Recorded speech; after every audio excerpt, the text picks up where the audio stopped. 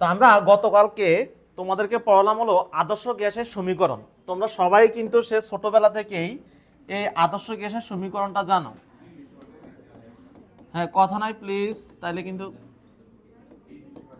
হ্যাঁ, আদর্শ গ্যাসের সমীকরণ এই কথা নাই, কথা বললে কিন্তু পড়া বোঝা। এখন দুই বেস একসাথে করার উদ্দেশ্য, এখন তোমরা যদি সব কথা বলো তাহলে কিন্তু সমস্যা। তাহলে P V equal to N R T, এই সূত্র সবাই জানো। এখন এই সূত্রের ব্যবহার আমরা পড়বো, আসো। তাহলে ব্যবহার, তাহলে এই সূত্রটাকে আমরা দুইটা কাজে ইউজ করতে পারি, ঠিক আছে। নাম্বার ওয়ান হলো এই সূত্র ইউজ করে আমরা অজানা গ্যাস বের করতে পারি, গ্যাসের আণবিক ভর বের করতে পারি, গ্যাসের পাত্রে কি পরিমাণ আছে মোল সংখ্যা এগুলো আমরা বের করতে পারি, গ্যাসের ঘনত্ব বের করতে পারি, বিভিন্ন জিনিস করতে পারি। তো আমরা একটু আসি, প্রথমে তোমাদের হলো আমরা সে আণবিক ভর, ঠিক আছে।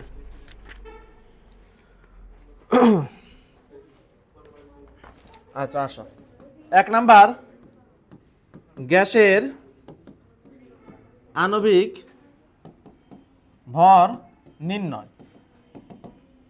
এই হলো আমাদের সূত্র P V equal to N R T. এই সূত্র গতকালকে আমরা প্রমাণ করছি কোথা থেকে আসলো, আজকে এই সূত্রের পরবর্তী ঘটনা। তো আমরা জানি মোল সংখ্যা equal to W by M, okay, W by M. তাহলে তুমি যদি আসো এখানে একটু লিখলাম আমি পি ভি, এন এর জায়গায় লিখলাম ডাব্লিউ বাই এম আর টি। অতএব এম মানি হলো কত, ডব্লিউ,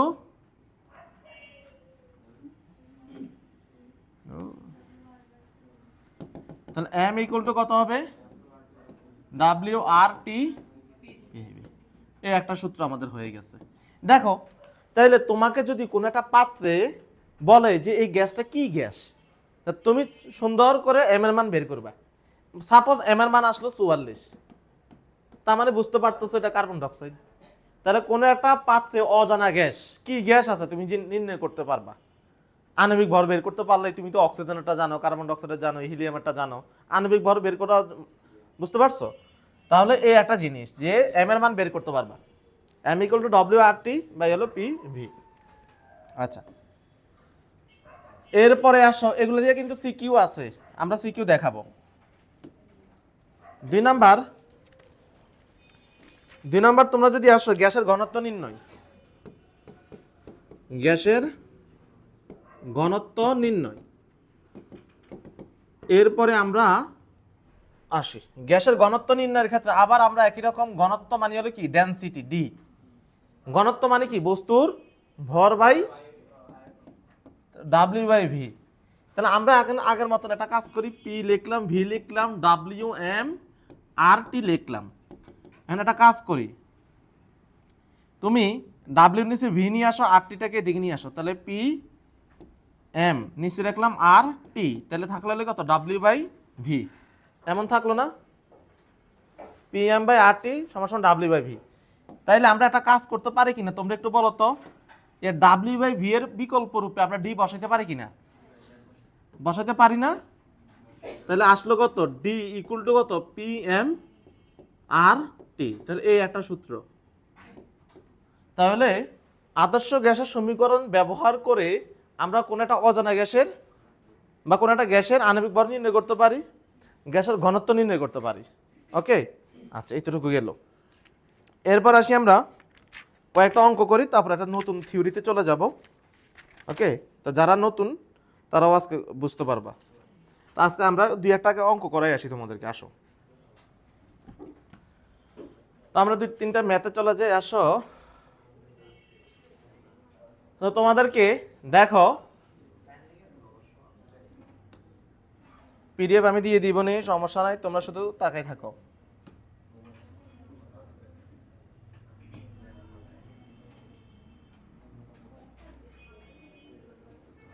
একটা ম্যাথ দেওয়া আছে, দেখো বলছে নির্দিষ্ট পরিমাণ গ্যাসের তাপমাত্রা 27 ডিগ্রি হতে কত ডিগ্রি বাড়ালে ওই গ্যাসের আয়তন দ্বিগুণ হবে, একই সাথে ওই গ্যাসের চাপ এত থেকে এত হবে।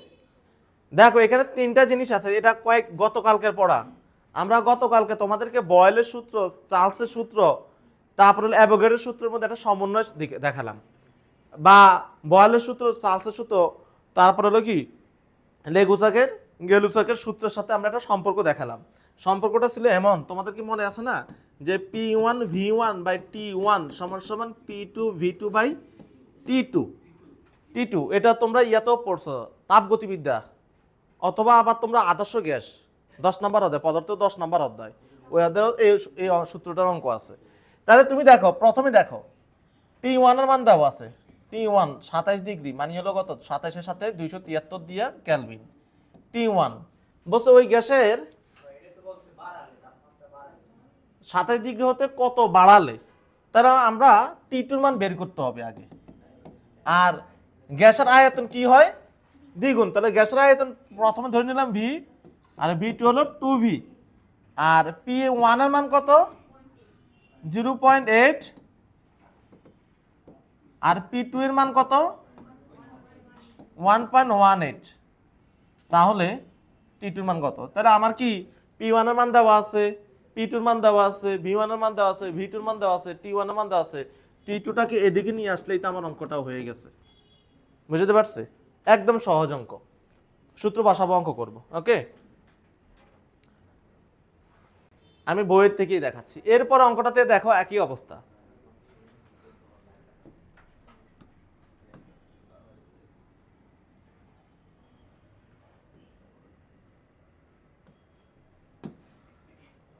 প্রমাণ অবস্থায় একটি গ্যাসের আয়তন 1000 ml হয়, 27 ডিগ্রি সেলসিয়াস তাপমাত্রায় ও এত এত চাপে উক্ত গ্যাসের আয়তন কত। ঠিক আছে, প্রমাণ অবস্থায় দেওয়া আছে তো। তাহলে এখন তুমি যদি এখানে আসো প্রমাণ অবস্থায়, তার মানে এসটিপির কথা বলছে, কি অবস্থা বলছে, তার মানে হলো কত 0 ডিগ্রি সেলসিয়াস, তার মানে 273, তার মানে T1 এর মান দেওয়া আছে। ওকে, 1000 ml, তার মানে কিসের মান দেওয়া আছে। আচ্ছা, তারপরে তুমি যদি আসো 27 ডিগ্রি, তার মানে T2, তার মানে এটা কিসের মান দেওয়া আছে P2, তাহলে কি বের করতে হবে V2। এখানে T1 এর মান দেওয়া আছে, V1 এর মান দেওয়া আছে, P1 এর মানও আমরা জানি, এসটিপি তে P এর মান কত 1 অ্যাটমসফিয়ার। তাহলে আমরা সুন্দর মতো P1V1/T1 সমান P2 V2/T2। বুঝতে পারছো?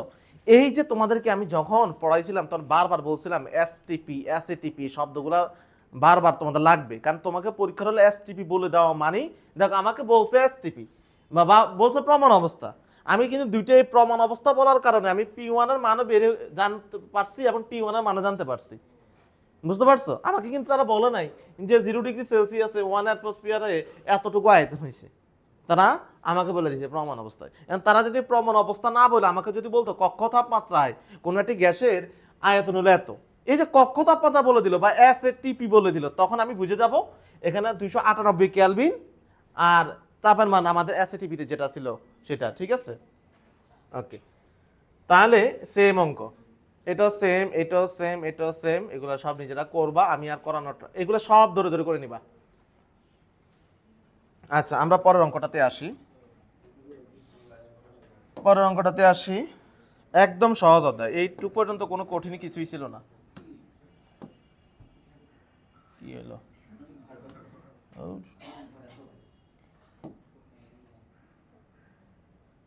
কি হলো,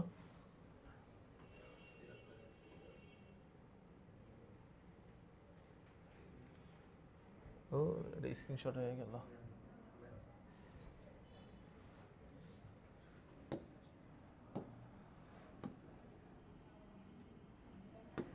দেখো এই অঙ্কটার দিকে তাকাও, 30 ডিগ্রি সেলসিয়াস তাপমাত্রা, তার মানে কি দেওয়া আছে অঙ্ক করার সময় যেই কোন এটা তোমরা ফিজিক্সে অঙ্ক করতে গেলে তোমার প্রথম কাজ হবে কি দেওয়া আছে লিখে ফেলবা। তাহলে সূত্র না পারলেও এগুলো দিয়ে তাকাইলে তোমার মাথার মধ্যে সূত্রটা মনে চলে আসবে। দেখো এত ডিগ্রি তাপমাত্রায়, তার মানে T1 এর মান দেওয়া আছে বা টির মান দেওয়া আছে 30 প্লাস হলো 273। আচ্ছা, তারপরে দেওয়া আছে কি চাপ, পির মান দেওয়া আছে 95 কিলো প্যাসকেল না, তাহলে তুমি কি করতে পারো এটাকে, তাহলে কিলোটাকে আমরা কি করতে পারি দেখো ইন্টু 10⁻³ প্যাসকেল, প্যাসকেলকে আবার 1.01 ইন্টু 10⁻³ যে ভাগ দিলে এটা কিসে চলে আসবে, 101 1.01 নাকি 101? হ্যাঁ হ্যাঁ 101.325 এটা দিয়া যদি তুমি ইয়া করো তাহলে আসবে কিসে? অ্যাটমসফিয়ার। আর কি আছে? আয়তন। আয়তন কত? ml কে তোমরা কি করতে হবে? লিটারে নিতে হবে। তাহলে লিটার আসবে 0.25 লিটার। তারপরে কি আছে? গ্যাসের ভর আছে, W দেওয়া আছে 0.2 গ্রাম। ওই গ্যাসের আণবিক ভর কত? m কত? তাহলে PV ইকুয়াল টু nRT না? তাহলে একটু আগে তোমাদেরকে এই মাত্র দেখো তোমাদেরকে এই মাত্র শিখালাম কোন গ্যাসের আণবিক ভর নির্ণয় করা কিভাবে। PV ইকুয়াল টু nRT মানে W/mRT, তারপরে m ইকুয়াল টু এটা। তোমরা কি ব্যাপারটা বুঝতে পারছো পিছনে? এই যে মাত্র শিখানো হলো এই সূত্র দিয়া। তাহলে n বলতে আমরা তো বুঝি হলো W/m। তাহলে m ইকুয়াল টু কত? WRT/PV।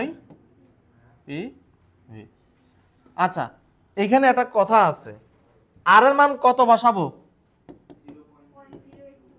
এই দেখো আমি কেন এই চাপটাকে আমি অ্যাটমসফিয়ারে আনলাম, চাপটাকে আমি দেওয়া ছিল প্যাসকেলে, আমি কেন অ্যাটমসফিয়ারে আনলাম? কারণ আর এর মান তো আমি এটা বসাবো, আর এর মান যেহেতু আমি লিটার অ্যাটমসফিয়ারে বসাবো, এই জন্য আমি এটাকে অ্যাটমসফিয়ার করলাম। বুঝতে পারছো? গত ক্লাসে আমরা আগের ক্লাসে মনে এগুলো পড়াইছিলাম। আচ্ছা, ঠিক সেম অঙ্ক এখান থেকে করবা। আচ্ছা, এগুলো সেম অঙ্ক, অজানা গ্যাসের অঙ্ক, এগুলো পারবা। তা আমরা আসি এই অঙ্কটা করাবো, বোর্ডের অঙ্কটা, তারপর আমি নতুন টপিকে চলে যাচ্ছি।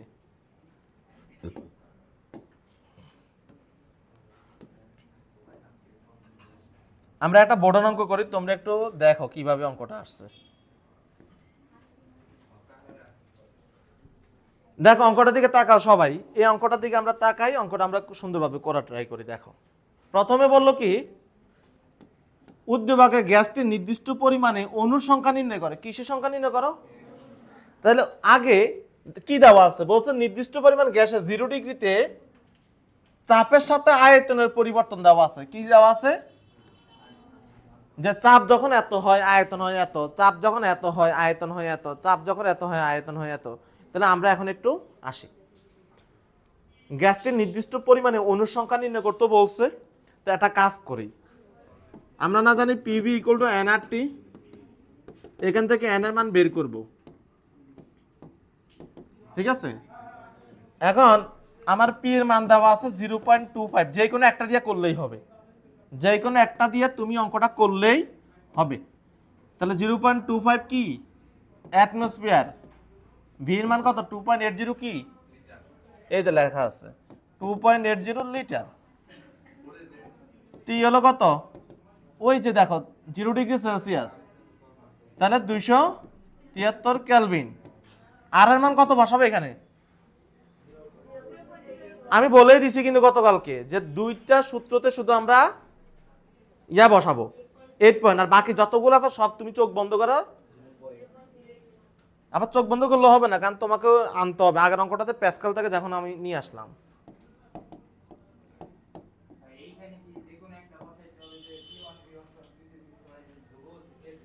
হ্যাঁ হ্যাঁ, খুব সুন্দর কথা বলছে। এটা ধ্রুব, এই পরের অঙ্কটাই সেটা, পরের অঙ্কটাই তুমি যে কথাটা বলছো এইমাত্র।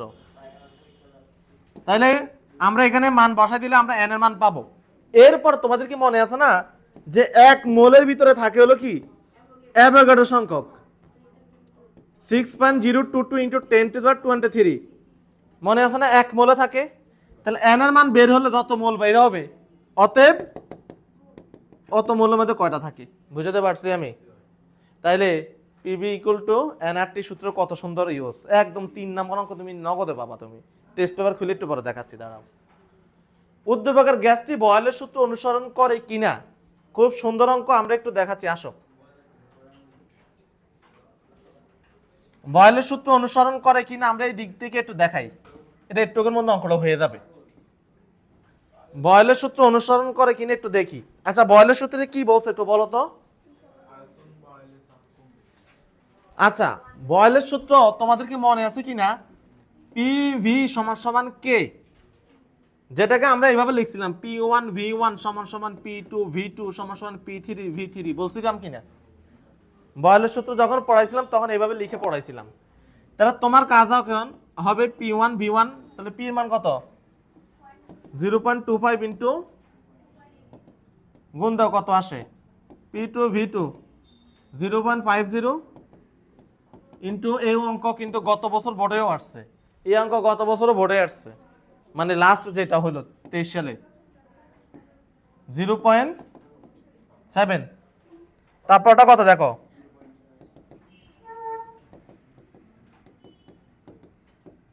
দেখ সবগুলা 0.7 আসতেছে, তার মানে প্রত্যেকটা কি ধ্রুবক হইলো কি না? হইলো কি না? তার মানে এটা বয়লের সূত্র মেনে চলছে। তোমাকে যে সূত্র মেনে চলতে বলবে তুমি সোজা হিসাব প্রত্যেকটা বের করবা, করে দেখো মান সমান আসে। কথা কি বুঝতে পারছে? বুঝতে পারছে? যেমন আমরা এই দেখো যদি সালসার আসতো পরেরটাতে দেখো এই, আচ্ছা এটাতে বয়লের সূত্র মেনে চলছে কিনা এখানে কি আমরা বলছে? ও সরি, বলছে বয়লের সূত্র। যদি বয়লের সূত্রের কথা না বলতো তাও আমি বুঝতাম এটা বয়লের সূত্র। ওই যে দেখো তাপমাত্রা কি 14টা দেওয়া নাকি একটা দেওয়া?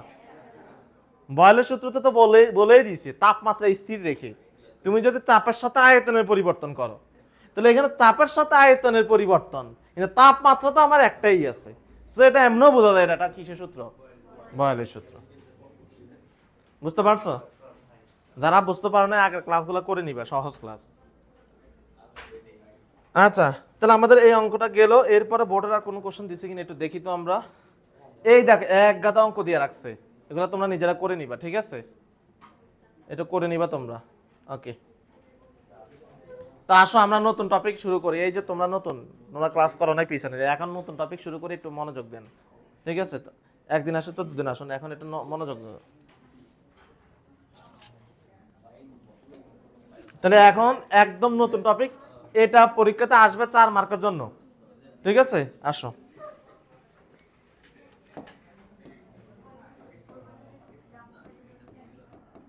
গ্যাসের আংশিক চাপ, তোমাদেরকে একটু পরে সময় পাইলে আমি টেস্ট পেপারটা খুলে দেখাবো। দেখো এই টপিকের উপরে মানে এটা ছাড়া কোনো কোশ্চেনই হয়নি, বুঝতে পারছো? এত বেশি পরীক্ষাতে আসছে এটা, গ্যাসের আংশিক চাপ ও ডাল্টনের সূত্র। ডাল্টনের সূত্র। তো আমরা প্রথমেই আসি, কি বলছে একটু আমরা এখান থেকে কেটে নিয়ে আসি।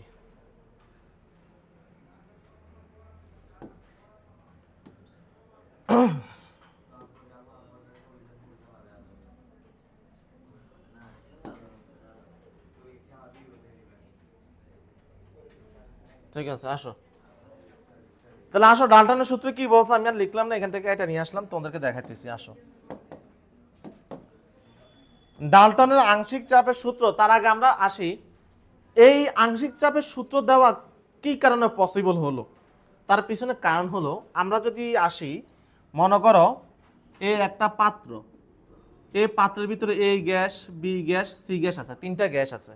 আমরা অলরেডি তোমরা কিন্তু পারার কথা ব্যাপারটা টপিক বুঝবা, কারণ তোমরা অলরেডি কেপি অঙ্ক করে আসছো। আংশিক চাপ কেপি অঙ্ক করতে হলে আংশিক চাপ লাগে, সেখানে আমরা বুঝাইছি যে একটা পাত্রে যদি একাধিক গ্যাস থাকে, যে কোনো একটা গ্যাস ওই পাত্রের মধ্যে যে চাপ দিচ্ছে সেটাকে ওই গ্যাসের আংশিক চাপ বলা হয়। এখানে 3 জনে মিলে, এখানে মনে করো 10 অ্যাটমসফিয়ার চাপ এটার উপরে আছে, এই 10 অ্যাটমসফিয়ার তারা একজনে দেয়নি, 3 জনে মিলে দিছে। এই 3 জনের মধ্যে যে কোনো একজনেরটাকে বলা হবে আংশিক চাপ, আর 3টাকে যোগ করে যেটা পাইলাম এটাকে বলা হবে মোট চাপ। এটাকে বলা হবে কি? মোট চাপ। তো 1 নাম্বার কথা হলো কেন আংশিক চাপটা আমরা প্রযোজ্য, তার হলো 1 নাম্বার কারণ হলো গ্যাসের সময় যে কোনো অনুপাতে মিশ্রিত হয়ে সমসত্ব, অর্থাৎ আমি যদি একটা পাত্রে কোনো গ্যাসকে রাখি তখন এই গ্যাসগুলো প্রত্যেকে পরস্পরের সাথে যুক্ত হয়ে একটা সমসত্ব মিশ্রণ তৈরি করবে। কি মিশ্রণ? মানে সবাই একসাথে মিশবে। বিক্রিয়াবিহীন গ্যাস মিশ্রণের প্রতিটি উপাদান গ্যাস, একক গ্যাস, এই প্রত্যেকটা সিঙ্গেল গ্যাস রূপে কাজ করবে। এই gas B gas C gas এটা একক গ্যাস রূপে কাজ করবে। এটা এত ইম্পর্টেন্ট পয়েন্ট না, আমাদের এটা লাগবে না। আমরা আসি এই পয়েন্টে, আমাদের পরিবেশের মধ্যে যে বায়ুর চাপের কথা বলি আমরা, এখানে দুইটা পয়েন্ট আছে। এই যে আমাদের মনে করো পরিবেশে বায়ু চাপ দিচ্ছে, কি দিচ্ছে তোমরা দশম অধ্যায়ে অলরেডি পড়বা। দুইটা পয়েন্ট, একটা হলো ড্রাই এয়ার শুষ্ক বায়ু, আর 2 নম্বর হলো জলীয় বাষ্প। একটা পরিবেশে তোমাকে বায়ুর চাপ দিচ্ছে, এটার মধ্যে কয়টা পয়েন্ট আছে, মানে কয়টা জিনিসের চাপ আলটিমেটলি তোমার উপরে কাজ করে? শুষ্ক বায়ু, আর হলো কি জলীয় বাষ্প। দেখো তোমার এই যে রুমের ভিতরে চারদিকে কিন্তু জলীয় বাষ্প আছে, তুমি কি দেখতে পাচ্ছ? তোমরা কি দশম অধ্যায়ে পড়ছো এখন আদর্শ গ্যাস? ও আচ্ছা, ওইখানে কিন্তু খুবই কনসেপ্টের একটা বিষয় আছে যে সম্পৃক্ত বাষ্পচাপ এবং অসম্পৃক্ত বাষ্পচাপ। ব্যাপারটা বোঝার ট্রাই করো। আমার এসিতে দেওয়া এখন আছে 26, কত দেওয়া আছে? 26°C, মানে এই রুমের টেম্পারেচার কত বানাবে? 26 বানাবে। এখন এই রুমের ভিতরে যখন 30° ছিল তখন একরকমের জলীয় বাষ্প ছিল। এই সম্পৃক্ত বাষ্পচাপ মানে হলো কোনো একটা বায়ুতে সর্বাধিক যেই পরিমাণ বাষ্প থাকতে পারে সেটা যে চাপ দিবে তা হলো সম্পৃক্ত। এর কম বা এটার মধ্যে তুমি যদি আবার মনে করো বেশি হয়ে যায় তখন এটা অসম্পৃক্ত হয়ে যায় আর কি। তা এখন 26-এ যখন নিয়ে আসে তখন কি করে দেখো, 30°তে যে পরিমাণ ছিল জলীয় বাষ্প 26°তে সম্পৃক্ত করার জন্য আরো কম লাগে। তাহলে বাকি জলীয় বাষ্পগুলো কি করা হয়? বের করে দিচ্ছে। দেখবা তো এটার এসির বাইরে একটা পাইপ লাগানো আছে, এখানে টপ টপ করে পানি পড়তেছে। তুমি যদি মনে করো কয়েক ঘন্টা রাখো দেখবে একটা বালতি পুরো গেছে, এক বালতি। আমি আমার একদিন কি করলাম, বাইরে আমার কাজ করতেছে, বললো যে পাইপটা একটু ঘরে রাখা দেন। আমি বালতির মধ্যে রাখা দিয়া সকালে উঠে দেখি যে পুরা গোসল করাতে বালতি আছে না, বিশাল বড় এক বালতি, সব বলতো এতটুকু পানি হয়েছে। কোত্থেকে আসলো পানি? এইখানে, এই যে আমাদের এখানে পানি আছে, এটা হলো জলীয় বাষ্প। কথাকে বুঝতে পারছে? তো এখন আলটিমেটলি বায়ু বলতে আমরা দুইটা জিনিসই বলবো, যে এটাতে জলীয় বাষ্প আছে, সাথে আবার শুষ্ক বায়ু আছে, দুইটা মিলে তোমার হলো টোটাল বায়ুচাপ, টোটাল বায়ুচাপ। এখন আসো আংশিক চাপের সূত্র কাকে বলে, এই হলো আমাদের মূল পড়া আজকে। আসো বলছে কোন নির্দিষ্ট তাপমাত্রা বিক্রিয়াবিহীন কোন গ্যাস মিশ্রণের একটি উপাদান ওই তাপমাত্রা মিশ্রণের সমস্ত আয়তন একাকি দখল করলে যে চাপ প্রয়োগ করত তাকে ওই উপাদানের আংশিক চাপ বলে। ব্যাপারটা বুঝি। এখানে আমি যে একটু আগে বলছিলাম এ বি সি তিনজনে মিলে যে চাপ দিচ্ছে এটা তো মোট চাপ। আমি বি এবং সি কে এই পাত্র থেকে সরাই ফেললাম, তাহলে এই মনে মনে এ কি পরিমাণ চাপ দিচ্ছে সেটা হলো তারা। বি এবং সি আনার পরেও কি সে কি কম বেশি হবে? এর মতোই দিচ্ছে। তাইলে কোনো একটা পাত্রে যদি একাধিক গ্যাস থাকে, মনে করি যদি কোনো একটা গ্যাস যদি একাকি থাকতো তাহলে সে যেই পরিমাণ দিত সেটা কি, সেটা তার আংশিক চাপ। অথবা তুমি এইভাবে বলো, তিনটা গ্যাস আছে, তিনটা গ্যাস মিলে যে চাপ দিল মোট চাপ, মোট চাপের মধ্যে সে যে পরিমাণ দিল সেটা তার আংশিক চাপ। আমি তোমাদেরকে বলছিলাম যে আমরা তিনজন মিলে একটা পিকনিকের আয়োজন করলাম, এই তিনজন মিলে পিকনিকের আয়োজন করলাম 1000 টাকা। তাহলে আমি দিলাম 500 টাকা, ও দিল 200 টাকা, ও দিল 300 টাকা। তাহলে আমি দিলাম, আমার আংশিক চাপ এখানে কত? আমার আংশিক অবদান কত? 50% আমার অবদান। ঠিক আছে, এমন আর কি। তো আসো আমরা একটু আংশিক চাপের সূত্র প্রতিপাদন করি। আসো, ওকে, আসো আসো। এই সূত্র অনেকবার লাগবে তোমাদের। আসো আসো, খুব কিউট একটা সূত্র।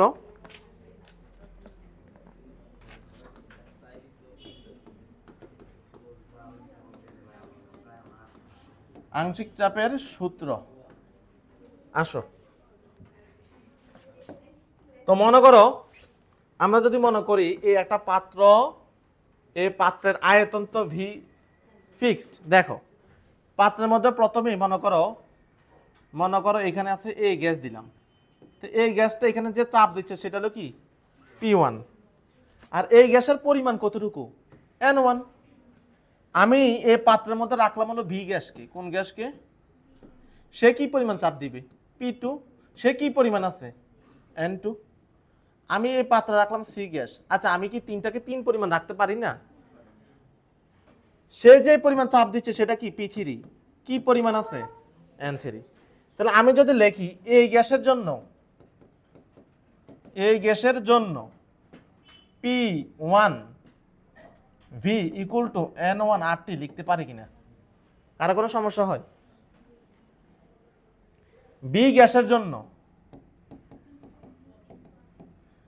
কারণ আদর্শ গ্যাসের সূত্র লিখলাম আর কি।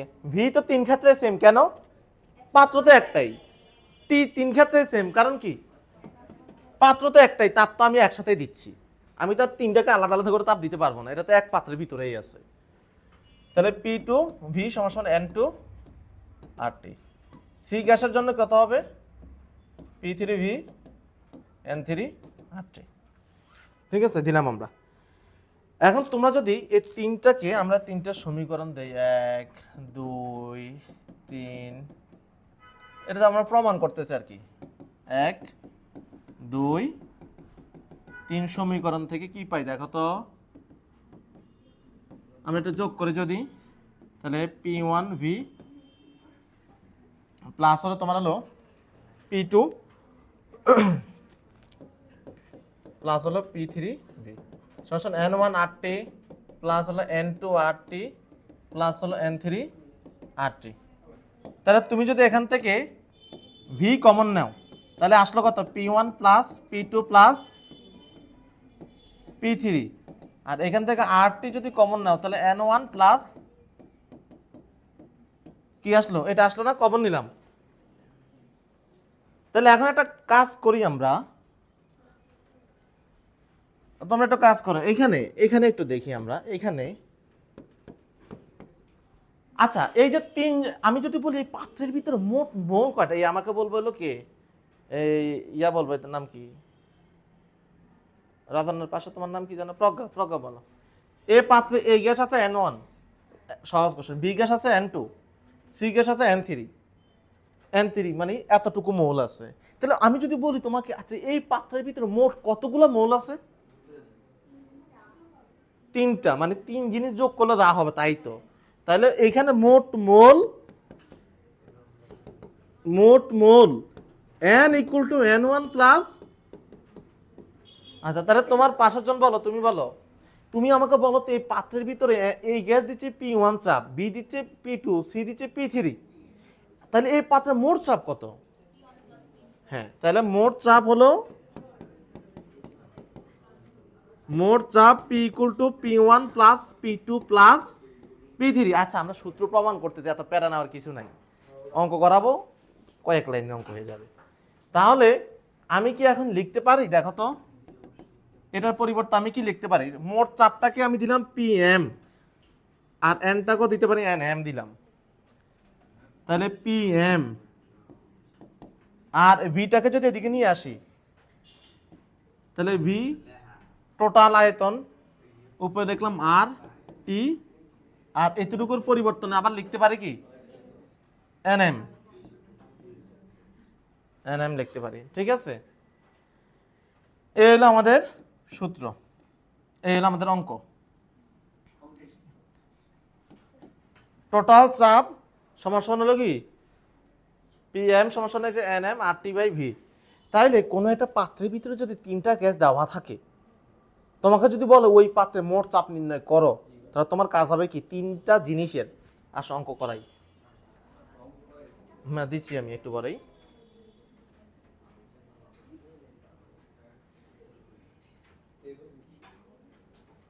দেখো আমি নগদ একটা অঙ্ক করাচ্ছি, একটু পরে টেস্ট পেপার খুলে দেখবো তো সেম অঙ্ক।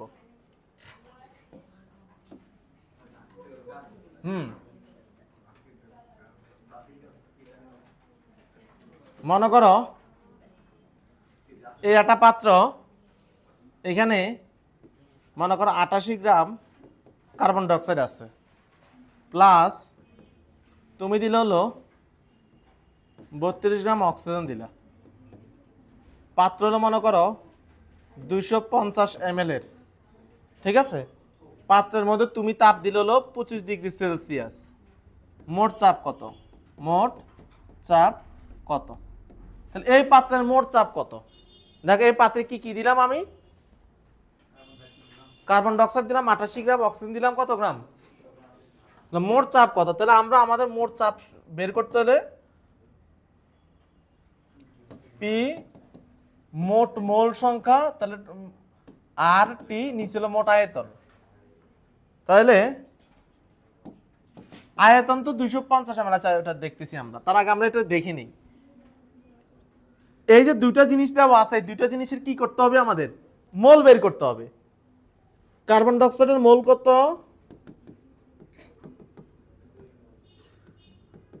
88, নিচে হলো 44, 2 মোল। আর হলো অক্সিজেন আছে কত? 32 অক্সিজেন আণবিক ভর কত?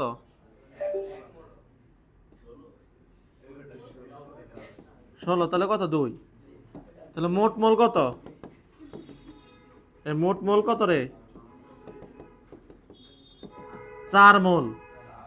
তাহলে তাহলে আমরা যদি আসি, এন এর মান দেওয়া আছে 4, এই টির মান দেওয়া আছে 298 কেলভিন, আয়তনের মান কত? 0.25 লিটার, আর এর মান 0.0821।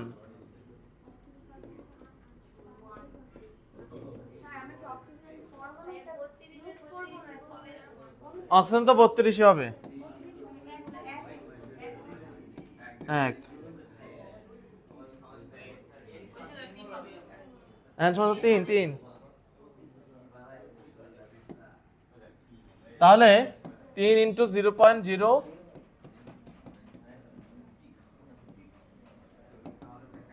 তাহলে যে চাপটা আসবে এটা হলো কি মোট চাপ। কথা কি বুঝতে পারছো? তার মানে হিসাবটা হলো কি, একটা পাতা যতগুলো গ্যাস থাকুক না কেন, তোমার কাজ হবে প্রথমে 3টা গ্যাসের কি বের করে নিবা, মোল বের করে নিবা। তাইলে তো তোমার কাজ শেষ, এনের জায়গায় ওই যোগ করে বসাই দিবা, শেষ। বুঝতে পারছি? এটাই হলো পার্থক্য। এখন আসি আমরা আরেকটা স্টাইলে আসি। যদি এই আংশিক চাপে পড়াচ্ছি, আরেকটা স্টাইলে সিকিউ আসবে, সেটা বেশি আসে। আসো,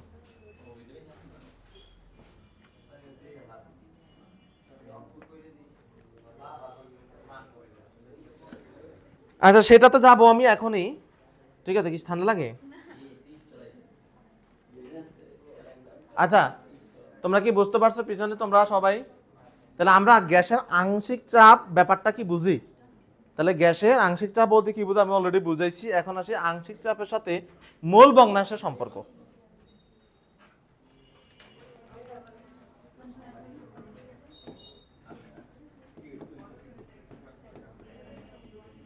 গ্যাসের এই হ্যাঁ দেখো, গ্যাসের আংশিক চাপ ও মোল ভগ্নাংশের সম্পর্ক।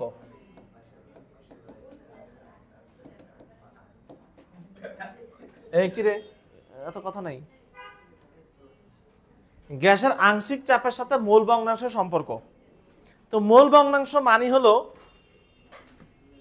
ওভারঅল কি পরিমাণ। মনে আছে না তোমাদের মোল ভগ্নাংশ মানে কি? নিদের মোল বাই মোট মোল, কয়েকদিন আগে পড়াইছিলাম। তো এই কথাটাই বলছে,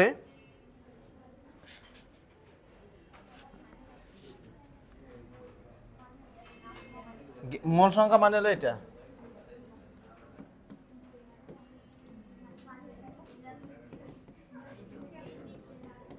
এই তোমরা ছেলেরা লেখো না বলে কথা হলো, যদি তোমরা লিখতে তাহলে কথা বলতো না। তোমাদের তো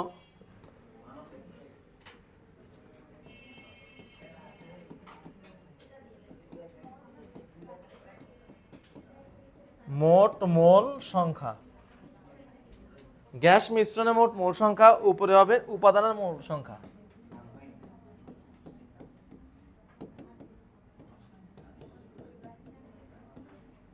তাহলে মোল ভগ্নাংশ বলতে বোঝাবে টোটালি ওই পাত্রে কি পরিমাণ মোল আছে আর নিজের কি পরিমাণ মোল আছে, এই দুটোর অনুপাতকে কি বলা হয়? মোল ভগ্নাংশ। ঠিক আছে?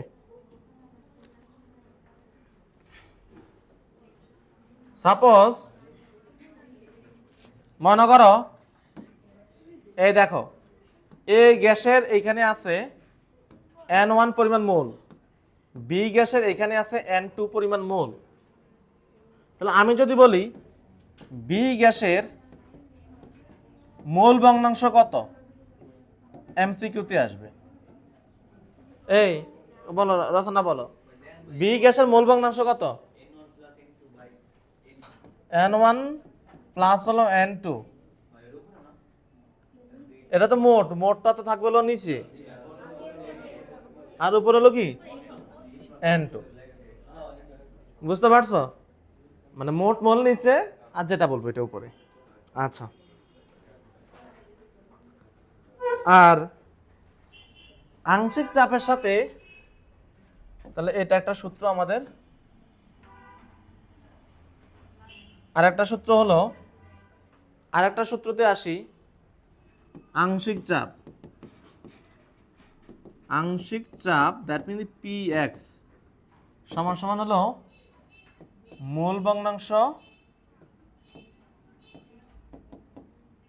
ইন্টু মোট চাপ। মূল ভগ্নাংশ ইন্টু মোট চাপ, তাহলে মূল ভগ্নাংশটাকে আমরা কি বলি? এক্স, আর ইন্টু মোট চাপ মানে কি? তাহলে ইন্টু হলো কি পি, ডট দিয়ে লিখি নাহলে একসাথে প্যাচ লাগে।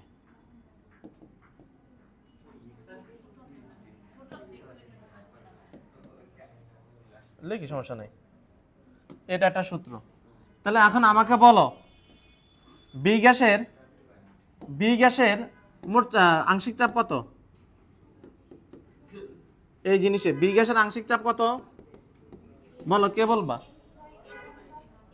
তাহলে বি গ্যাসের মোট চাপ, সরি আংশিক চাপ, তাহলে আংশিক চাপ পি বি সমান সমান, তাহলে n2 নিচে হলো n1 প্লাস n2 ইন্টু মোট চাপ পি। বুঝতে পারছো? আরে এই জিনিস তো তোমাদেরকে রাসায়নিক পরিবর্তনে পড়ানো হয়ে গেছে, সেম টুকু লেখানো হয়েছে না? আচ্ছা ঠিক আছে, আমরা নতুন সূত্রতে আসি। একটু আমরা রাসায়নিক পরিবর্তন পড়েছি, তোমাদের জন্য সবচেয়ে মজার বিষয়, তোমরা তো প্রত্যেকটা ক্লাস বাসা যত ইচ্ছা দেখতে পারো। ভাই দূর কি আলো পড়াইতে পারো। আমি যখন প্রাইভেট পড়ছি কেমিস্ট্রি, বিশ্বাস করবা না, বলে হাজারবার বলবো আমি ঘুমিয়েছিলাম, কি পড়াইতে আমার মাথায় কিচ্ছু ঢুকতেছে না। আর তোমাদের কিন্তু এই কথাটা বলা রাইট আছে, দূর কি আলো পড়েছে ভাই। হ্যাঁ আর আসলেই বাসায় যে আরেকবার দেখার সুযোগ আছে, এই কাজটা তোমরা ইউটিলাইজ করো, ঠিক আছে? আমি যতই খারাপ পড়াই না কেন, তুমি বাসায় যে আরেকবার ভিডিওটা দেখো, তাহলে তো ক্লিয়ার হবা। এখানে একবারে নাও ধরতে পারো তুমি, ঠিক আছে? আসো আমরা একটা সূত্র প্রমাণ করি, খুব কিউট একটা জিনিস। আসো,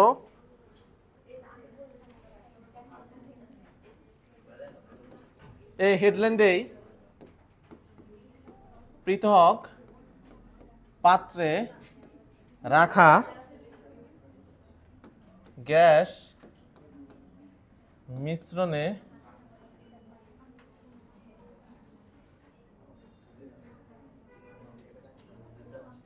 গ্যাসের,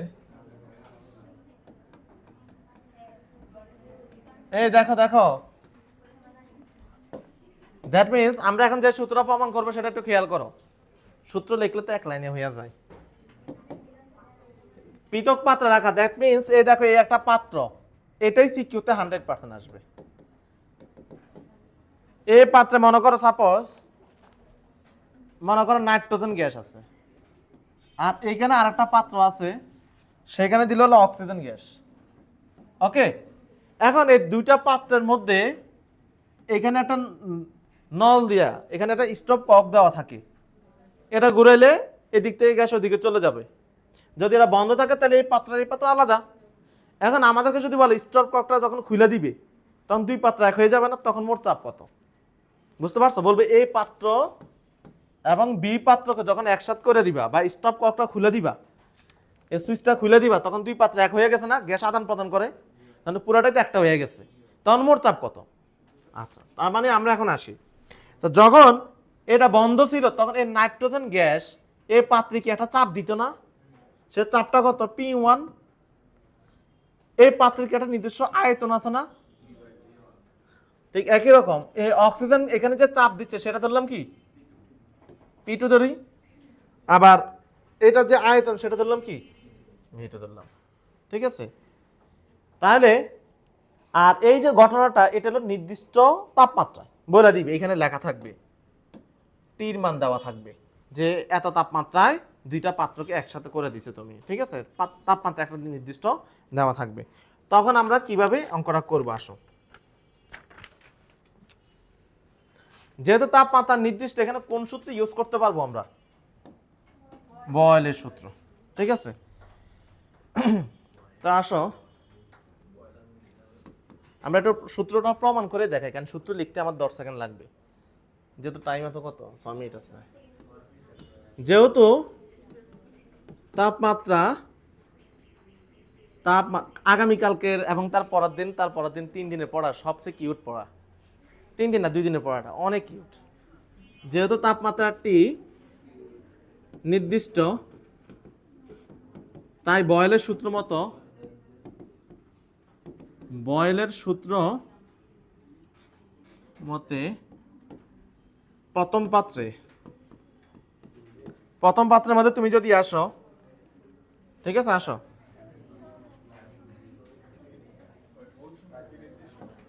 হ্যাঁ, না না, মোল সংখ্যা তো যেই পরিমাণ আছে সেই পরিমাণের উপর ডিপেন্ড করে। নাইট্রোজেনের মোল সংখ্যা, এই তোমরা শুধু কথা বলো রে আল্লাহ। হ্যাঁ, এটার পাত্রে তো এটা নাইট্রোজেনের মোল সংখ্যা ফিক্সড, অক্সিজেনের মোল সংখ্যা ফিক্সড, এটাই তো মোল সংখ্যা, তো এটা ফিক্সড। মানে তুমি তো সারাক্ষণ চেঞ্জ করতেছো না, তুমি তো এক পাত্রের মধ্যে দিয়েই দিছো অলরেডি। এখন তোমরা যদি আসো, ব্যাপারটা একটু খেয়াল করো, দুইটা পাত্রকে যখন তুমি একসাথে করে দিবা, তখন প্রথম পাত্রে যে চাপটা দিবে সেটা কেমন হবে? আচ্ছা, আমরা একটু বলি তোমাদেরকে এইভাবে।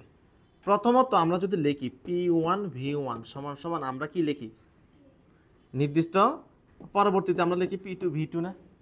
আগের অবস্থা সমান সমান পরবর্তী অবস্থা, মানে এত চাপে এত আয়তন, তো চাপ যদি চেঞ্জ করি আয়তন হবে কত, এইভাবে না আমরা করি। তো এখন একটা কাজ করি, P1V1 থাকুক, যখন এই পাত্রের সাথে ওই পাত্র মিশিয়ে দিব, তখন কি আয়তন কি আর V1 থাকবে, নাকি আয়তন হয়ে যাবে কি V2? তাহলে V2 মানে হলো কত, মানে নতুন একটা আয়তন হবে, সেটা হলো কত, V1 প্লাস হলো V2 ইনটু, আমরা তখন এই পিটা কি তখন মোট চাপ হিসেবে কাজ করতেছে নাকি আংশিক চাপ? তাহলে আমরা লিখতে পারি কি Pn2, কি লিখতে পারি? এই কথাটা একটু প্যাচ লাগতেছে ভাই, তোমাদেরকে একটু কথা বলি, শোনো, এত টেনশনই কিছু নেই, এদিকে তাকাও, এদিকে তাকাও। P1V1 প্লাস P2V2, ঠিক আছে? এইটার আমরা যখন মোট চাপ নির্ণয় করব না, তখন কিভাবে নির্ণয় করবো দেখো, মোট চাপ P, মোট আয়তন V equal to P1V1 plus হলো P2V2, এটা হলো সূত্র।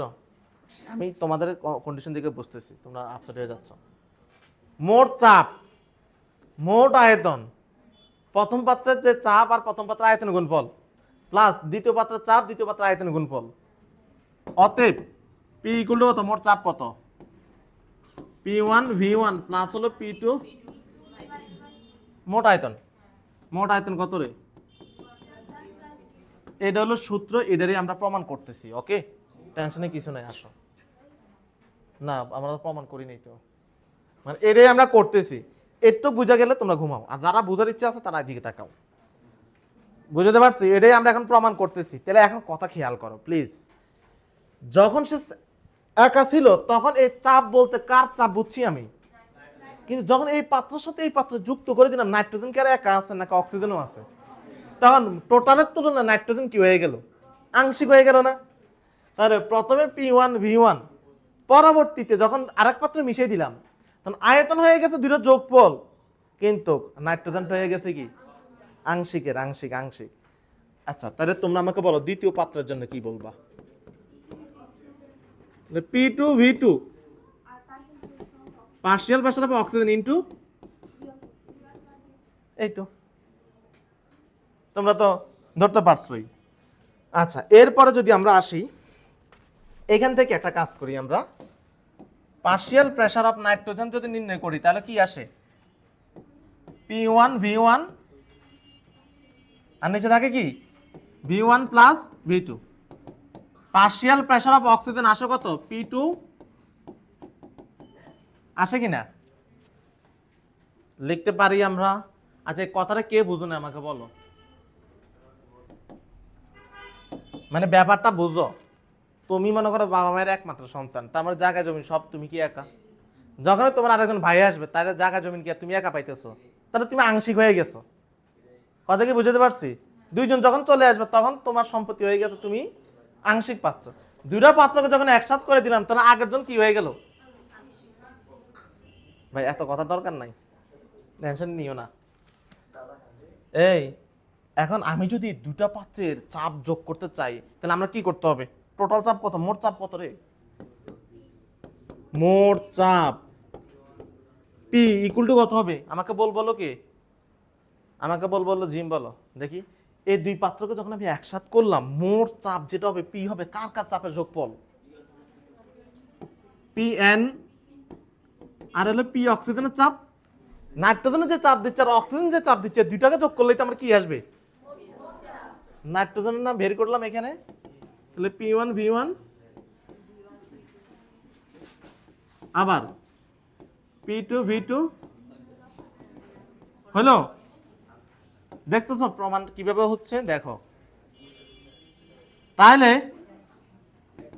এই এখানে লসাগু করলে কত আসে, মানে এটা করলে কত আসে? উপরে আসে কত? প্লাস উপরে আসে। এই কি রে, সূত্র প্রমাণ হয়েছে? মোট চাপ হলো। আই হাই রে, আমার টাইম নেই, আমার হলো ডিউটি চলতেছে, বুঝছো? একজনের বসাই দিয়ে আসলাম। হ্যাঁ হইলো, 1 মিনিট, আমি কিচ্ছু করার নেই, এটা অঙ্ক না করালে ফিনিশিং হবে না। অঙ্কটা জাস্ট দেখাই দিচ্ছি প্লিজ প্লিজ, দেখাই দিচ্ছি। 1 মিনিট, শেষ শেষ শেষ রে ভাই।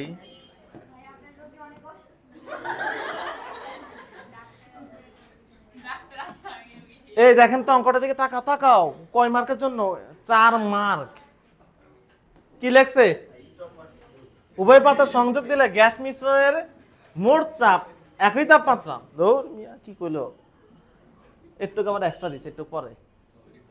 আচ্ছা দেখো, P1 এর মান দেওয়া আছে, V1 এর মান দেওয়া আছে, P2 এর মান দেওয়া আছে, V2 এর মান দেওয়া আছে, তাহলে মোট চাপ P বের করা যাবে কিনা? আচ্ছা ঠিক আছে। এরপরে বলছে কি, বলছে যে চাপটা বের হবে ওই চাপটা 48 ডিগ্রি থেকে চাপ এক হবে নাকি? না, 40 ডিগ্রি কত? তখন ওই চাপটা যেটা বের হবে এটা হলো P, ওইটা বের হলো T1 এর জন্য। আবার তুমি কি করবা, T2 মানে হলো 40 দিয়া P2 বের করবা, P1/T1 P2/T2 এই সূত্র দিয়া। আচ্ছা এই অঙ্কটা তোমরা বাসায় করবা, আমি নেক্সট দিন আবার করাই দিব। ঠিক আছে, নেক্সট দিন আবার করাবো। ওকে, তাহলে তোমাদের ছুটি।